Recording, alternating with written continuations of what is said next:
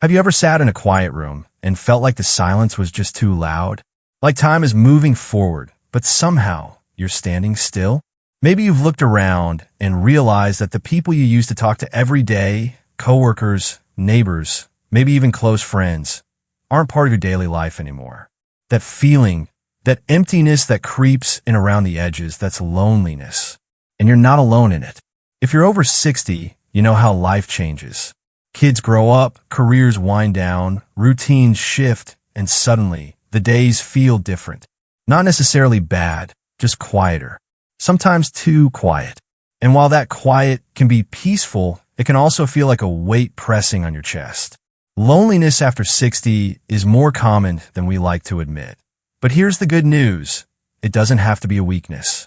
In fact, it can become one of your greatest strengths. In this video, I want to share something a little different. We're not just going to talk about how to cope with loneliness.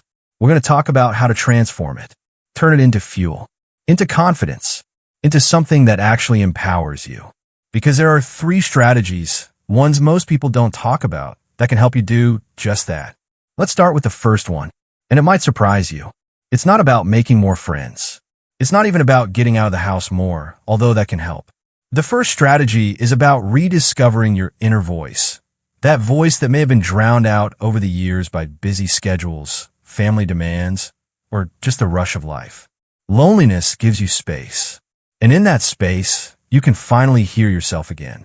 Think back to when you were younger, maybe in your 20s or 30s.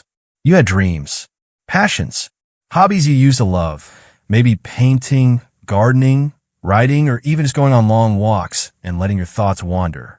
But somewhere along the line, life got noisy. Responsibilities piled up. And little by little, that inner voice, the one that told you what you loved, what made you feel alive, started to fade into the background. Now, in this quieter chapter of life, that voice is waiting for you again. Start small. Take 10 minutes a day and just sit with yourself. No TV, no phone, no background noise. Just you and your thoughts. Ask yourself, what makes me feel good? What used to make me excited? What have I always wanted to try, but never gave myself a chance? You don't have to answer right away. Just listen. That's how strength begins, with awareness. You see, loneliness isn't just empty space. It's available space. And what you do with that space can completely reshape your life. Here's a real example. A woman named Clara. She's 68 now, used to be a nurse. After she retired, she felt deeply alone. Her kids lived far away, and her days stretched on with nothing to fill them. But one day, she remembered how much she loved poetry as a teenager. She hadn't written in decades, but she bought a notebook and started again, just for herself. A few months later, she joined a local poetry group. Then she started posting her poems online. Now, she's got people following her work from all over the world. What started as loneliness became a creative rebirth. Rediscovering your voice doesn't mean becoming famous or starting a blog. It just means remembering who you are when no one else is watching. That's the foundation of real strength. Because when you reconnect with yourself, you stop relying on the outside world to make you feel whole. You become your own source of joy. And when you find that joy inside, something amazing happens. You start attracting people who share that energy. Not out of need, but out of authenticity. Now, that brings me to the second strategy. And again, it might not be what you expect. It's about helping someone else feel less alone. Yes, it sounds simple, but don't brush it off. This one change can shift your entire perspective. When you're lonely, it's easy to turn inward, to close off. But what if, instead, you looked outward, not to distract yourself, but to connect through purpose? There's a huge difference. Think of the last time you made someone smile. Maybe you held the door open for a stranger, or shared a kind word at the grocery store. Those tiny moments might feel small, but they have a ripple effect. And more importantly, they remind you that you still matter, that you still have something to give. You absolutely do.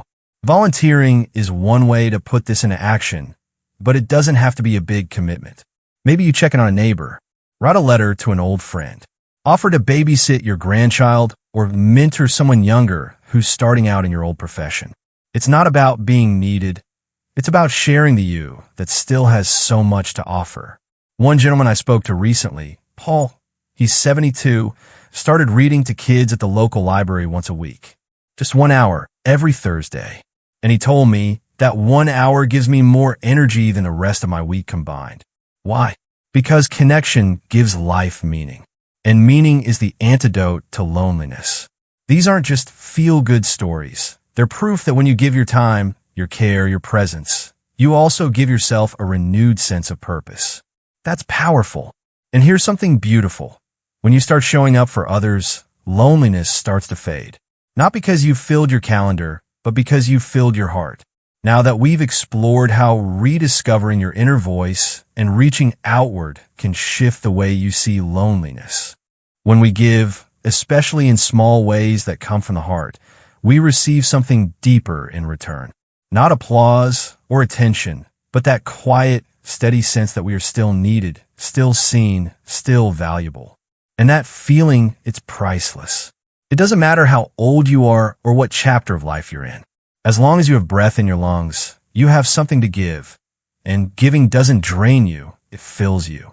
So many people think they need a full calendar to feel connected. But connection isn't about how busy you are.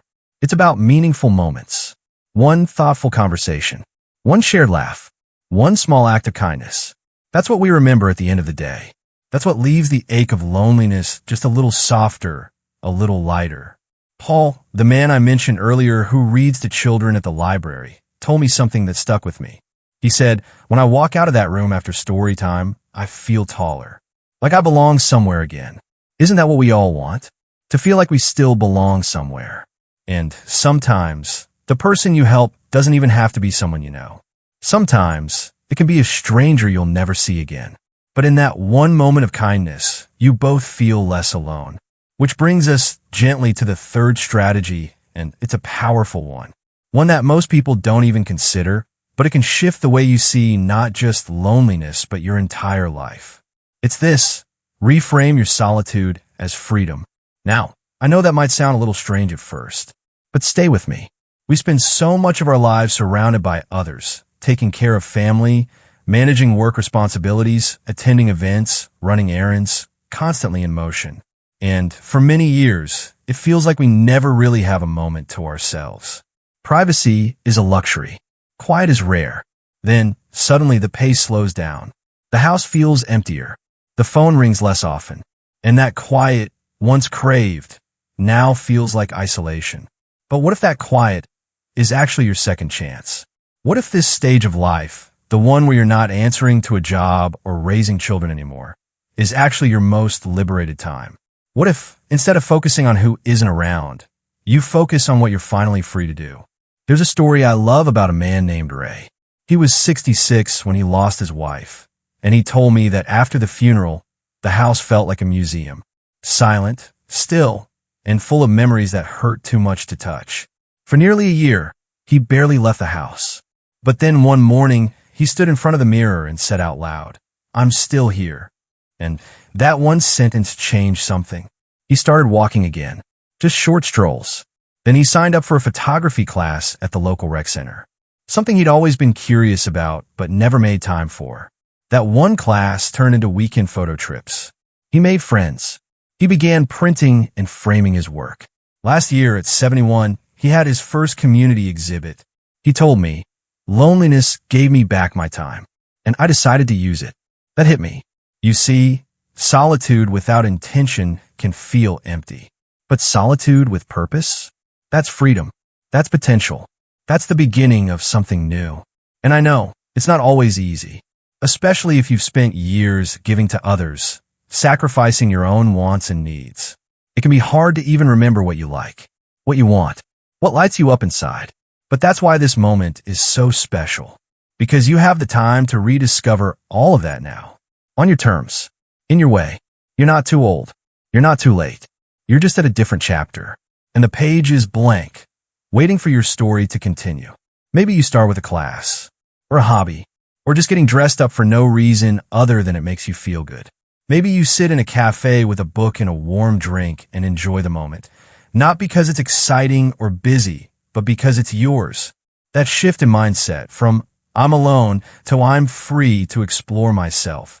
That's where strength lives. And it's okay if it takes time. You don't need to rush into a big project or social group. Just take one small step toward yourself. Maybe it's digging out an old recipe you used to love cooking. Maybe it's turning on music and dancing in your living room just because you can. Maybe it's journaling or planting a flower in a pot on your windowsill and watching it grow. It's in these small, everyday moments that we reclaim who we are. You don't need 100 people to feel loved. You need you. Showing up, being present, choosing joy in small doses every single day. You see, the world may tell us that getting older means slowing down or becoming invisible, but they got it wrong. This season of life is rich, deep, reflective, and powerful because now you have the wisdom to know what matters and the freedom to do something about it. And the beautiful part? When you start living that way, you become a light. Other people, especially those who may also be feeling alone, will be drawn to your energy. Because there's nothing more magnetic than someone who's at peace with themselves. You know, I often say that life after 60 isn't the end of the story. It's just a different chapter. And every chapter has its own pace, its own beauty, its own lessons. The hard part is letting go of what was so you can fully embrace what is. Loneliness, in many ways, is just a signal. It's your heart saying, I still want to connect. I still want to feel. And that desire? It means you're alive. It means there's more inside you, more to give, more to feel, more to live. But here's the truth most people won't tell you. Strength doesn't always look like bold action. Sometimes it's quiet. Sometimes it looks like showing up for yourself in the small, unnoticed moments. Making your bed in the morning, even when no one else will see it. Preparing a meal just for you and setting the table anyway. Lighting a candle and playing music while you fold laundry just to create a moment of peace. That's strength. It's also strength to admit when you feel low. To say out loud, I'm lonely, without shame or guilt. Because the moment you name it, you give yourself permission to change it. I remember talking with a woman named Teresa, 72 years old. Her kids had all moved away, and her husband had passed 6 years prior. She told me she felt like a ghost in her own life, like the world had moved on without her. But instead of sinking into that feeling, she did something unexpected. She started hosting Sunday lunches. At first, it was just her and a neighbor. Then her neighbor brought a cousin. Then someone brought a friend. Within a few months, Teresa's home became a gathering place. Nothing fancy, just good food, open chairs, and kind hearts. She said, I created the thing I needed most. And that sentence still gives me chills. You don't have to wait for someone else to fix the loneliness. You can build something, no matter how small, that brings light back into your days. Because here's the secret. The older we get, the more we realize that we don't need a crowd to feel full. We just need connection. Real, honest, soul-nourishing connection. With others. With ourselves. With the moment. And that brings us full circle. Turning loneliness into strength isn't about pretending it's not there. It's about transforming it into something meaningful. We've talked about reconnecting through purpose, finding ways to serve, help, and share your wisdom. We've talked about embracing solitude as freedom, seeing this time as your opportunity to rediscover yourself. And we've talked about creating moments of beauty and connection, not waiting for someone else to rescue you from the silence. These aren't just strategies, they're invitations. To step back into your life with softness, courage, and hope. And if no one has told you this lately, let me be the one to say it. You still matter. Your voice, your smile, your stories, your laughter, they are needed. You are not invisible. You are not forgotten. You're not too late. Sometimes, the world rushes by so fast that it forgets to slow down for the ones with the most wisdom to offer. But that doesn't mean you stop offering it. It just means you offer it where it's received. And if that place hasn't found you yet, maybe it's time you create it. You have a strength inside you that has been built over decades. Through loss, love, challenges, change, quiet victories, and loud heartbreaks. That kind of strength doesn't fade. It just waits, gently, patiently, for you to remember it's there. So take this moment now, right now, to breathe in deeply. Place a hand on your heart and remind yourself, I am here. I am worthy, and I'm not done yet. Because you're not. If you found yourself nodding along today, or maybe even tearing up a little, that's okay. You're not alone in this journey. There are so many others walking it beside you, even if you haven't met them yet. And that's what this space, this channel, is here for. A place where you can feel seen. A place to remember that strength doesn't come from never feeling lonely. It comes from learning how to live well in the quiet. If this spoke to you, I'd love to hear from you in the comments. Share your thoughts. Share your story. You never know who needs to hear it. And if you haven't already, hit that like button and subscribe so we can keep bringing you more honest, helpful, and heart-centered content for this beautiful season of life. Here's to creating peace, connection, and purpose right where you are, just as you are. Thanks so much for watching. Don't forget to subscribe, leave a comment, and tell us what you'd love to hear about next.